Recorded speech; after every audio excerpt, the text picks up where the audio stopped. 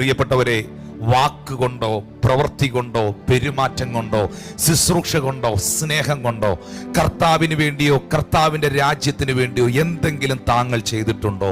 കർത്താവിന് വേണ്ടി എന്തെങ്കിലും ഒരു പാട്ട് പാടുകയോ ഒരു ട്രാക്റ്റ് കൊടുക്കുകയോ സുവിശേഷം അറിയിക്കുകയോ ദശാംശം കൊടുക്കുകയോ കർത്താവിൻ്റെ വേലയെ സഹായിക്കുകയോ ദൈവഭൃത്യന്മാർക്ക് കുടിക്കാൻ ഒരു ഗ്ലാസ് വെള്ളം കൊടുക്കുകയോ ആമീൻ സഭയ്ക്ക് വേണ്ടിയോ ആമീൻ ദേശത്തിന് വേണ്ടിയോ ഇടിവിൽ നിന്ന് പ്രാർത്ഥിക്കുകയോ എന്തെങ്കിലും കർത്താവിന് വേണ്ടിയും അവന്റെ രാജ്യത്തിന് വേണ്ടിയും നിങ്ങൾ ചെയ്തിട്ടുണ്ടോ? ഉണ്ടെങ്കിൽ എഴുതി വെച്ചോ. നിന്റെ ആവശ്യങ്ങളിൽ കർത്താവ് നിന്നെ മറക്കത്തില്ല. ദൈവസഭയെ പണിതവന്റെ വീടിനെ ദൈവം പണിയും.